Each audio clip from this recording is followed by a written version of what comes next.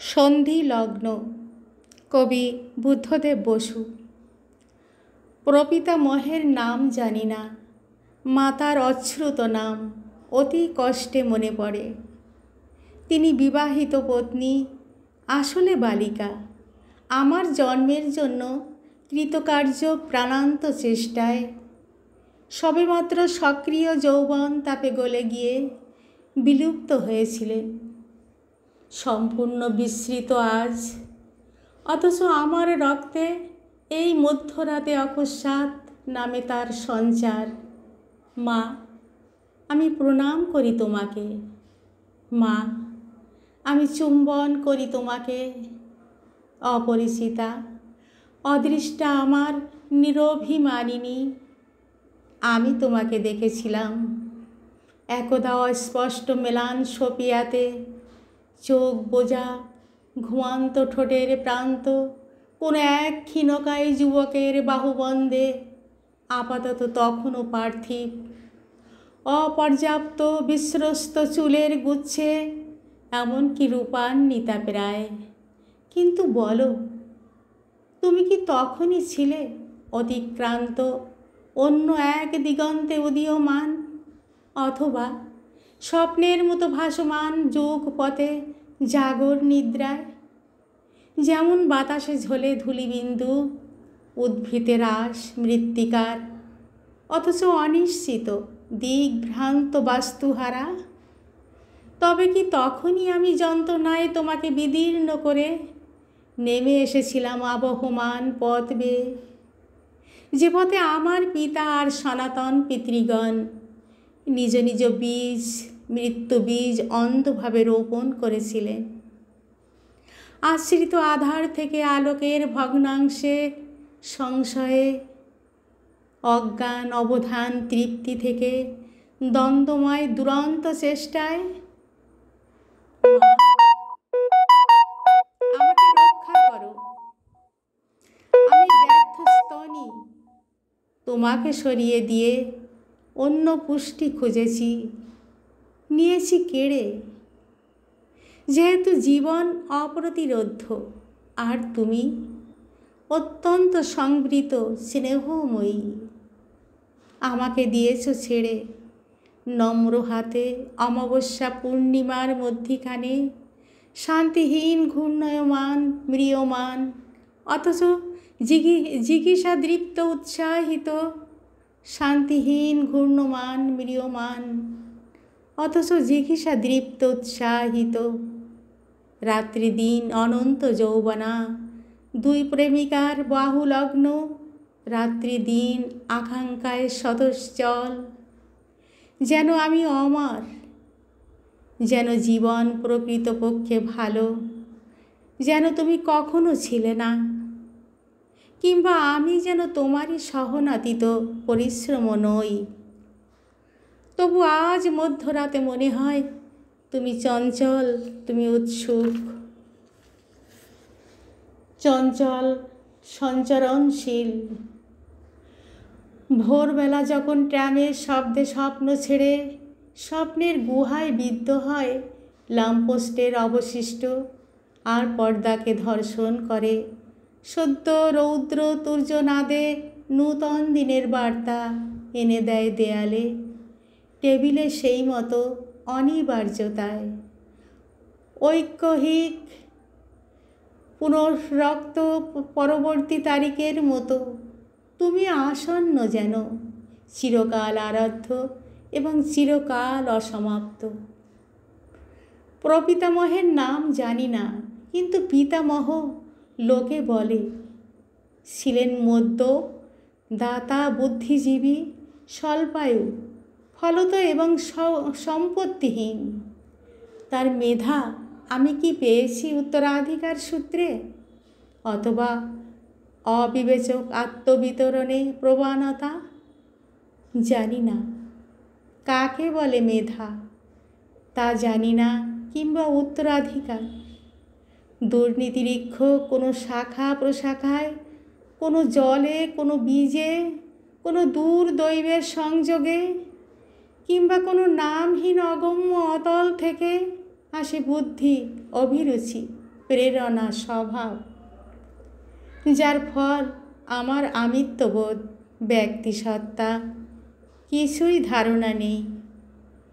অথচ যদিও আমি তোমার উদ্দেশ্যে কোনো স্বপ্ন, কোনো চিন্তা না পাঠিয়ে পেরিয়ে এসেছি বহু দীর্ঘ পথ, তবু আজ স্তব্ধ রাতে সঙ্গহীন অনিদ্রায় মনে হয় তুমিই আমার রক্তে সূক্ষ্ম মদ, হৃদয়ে অদ্ভুত চাঞ্চল্য। মা, তুমি বালিকা, মৃতা, আত্মদাত্রী, আক্ষরিক, অর্থাৎ আমার মতো তির্যক সংকেতে নয়, নয় কোনো নিরন্তর নির্মিত রূপক তোমার ত্যাগ, নিরন্তর সাধিত ও প্রত্যাখ্যাত, কিন্তু এক অদ্বিতীয় পরিশ্রমে অনুষ্ঠিত, তর্কাতীতভাবে অদ্ভুত। এখনও তুমি সে পিয়াতে নিতান্ত কিশোরী, আর আমি আমার মাথায় দেখি কত সাদা শোচনীয় দাঁতের অভাব মুখে, তবু আরও অদ্ভুত। আমারই মতো এই এক মুহূর্তেও, প্রতি মুহূর্তে এক শিশু এখনও জীবন লিপ্সু, এক যুবা এখনও ধরায় চললি হৃৎপিণ্ডে, এক বৃদ্ধ হামাগুড়ি দিয়ে চলে অন্তিম শয্যার দিকে, যেন প্রতি মুহূর্তেই জন্ম আর মৃত্যুর সন্ধির লগ্ন। 59 বছর ধরে সেই এক মুহূর্ত পুনরাবৃত, এক মৃত্যু, যুগপথ, নতুন জীবন। অতএব তোমার মৃত্যুও যেন চিত্রকল্প, কোনো এক নিগূঢ় ইঙ্গিত, যার ফলে তোমাকে হারিয়ে আমি হয়েছি সমর্থ, ঋদ্ধ, ক্ষতিগ্রস্ত নয়, ভরিয়েছি উপকারী মৌলিক বঞ্চনা, আজীবন কবিতাকে ভালোবেসে আর মেয়েদের। কে এই দুজন, এই তন্বী তরণী ও বিহ্বল যুবক, যারা পরস্পর স্পর্শের কোমল ফাঁকে নিখিল বিশ্বকে ধরে আছে, কিংবা যেন এখনও অপেক্ষমান বিশ্বের তারাই অগ্রদূত? বকটি পেশলাঙ্গ অথচ বলিষ্ঠ নয়, অর্ধজাত জায়মান, প্রস্তরে নিবদ্ধ জানু, যেন আদি জড়ের বন্ধনে এখনও আধেক বন্ধী। ইতিমধ্যে ঊর্ধ্বাঙ্গ সজীব, তাই চুম্বনে সক্ষম। মেয়েটি সম্পূর্ণ, কিন্তু সবেমাত্র সক্রিয় যৌবনে কান্তিময়ী, অতি সুকুমার, অতি মৃদু আঙুলে ও স্তন স্পর্শে, অতি নম্র কঠিন ভঙ্গিতে মূর্ছাবিষ্ট জীবন লিপ্সুতে দেয় অবশিষ্ট আবশ্যক প্রাণ শক্তি, ঢেলে দেয় চুম্বনে নিমগ্ন তার ওষ্ঠাধরে স্বীয় স্নিগ্ধ নির্যাস, দুগ্ধ, মদ, মধু, যাতে সে নিঃশ্বাসে ভরে কোনো আদি জননীর আগ্নেয় করুণা হতে পারে জড়ের শাসনমুক্ত মানব সন্তান, হতে পারে ব্যক্ত, পরিণত। যেমন আমিও চাই ব্যক্ত হতে, ওই স্থির যুগল যেন ব্যক্ত, আর ওই যুগলে যেমন ব্যক্ত কোনো এক ব্যক্তির প্রতিভা। সংক্ষেপে আমিও স্রষ্টা হতে চাই। মা, তুমি হেসো না, ভেবো না আমি আত্মম্ভরি। আমি শুধু উৎসুক প্রেমিক শব্দের ও মেয়েদের। কিন্তু প্রেম একাই যথেষ্ট নয়, চাই জ্ঞান, কষ্টকর গবেষণা, অথচ কোথাও নেই জিজ্ঞাসার চরম উত্তর। কখনো ভেবেছি শিল্পী প্রকৃতির প্রতিযোগী, তার সব অভাব মেটান, কিন্তু যদি প্রতিভাও প্রাণের প্রকাশ মাত্র, আর প্রাণ শরীর নির্ভর, তাহলে কবিতা, ছবি কিছু নেই প্রকৃতির অধীন যা নয়। তাই মনে হয় তুমি জীব শুধু জন্ম দিতে পারে, সৃষ্টি এক অনাদি রহস্যে ঢাকা, ফলত তারাই ধন্য যারা শুধু ইন্দ্রিয় চর্চায় বাঁচে, আর যারা অনুচার্য জ্যোতিষ সন্ধানী, কিন্তু যারা প্রক্ষিপ্ত, যেমন আমি মধ্যপথে এপারে বা ওপারে বাসিন্দা না হয়ে শুধু ভ্রমণে ও বিনিময়ে খুঁজে ফেরে অবৈধ কিমিয়া, যাতে হয় ভাবনা ইন্দ্রিয় গ্রাহ্য এবং যা ইন্দ্রিয়ের দান তাও পায় চিরন্তনীয় আয়তন, বোধগম্য হয়ে ধীরে ধীরে। কি বলবে তাদের তুমি?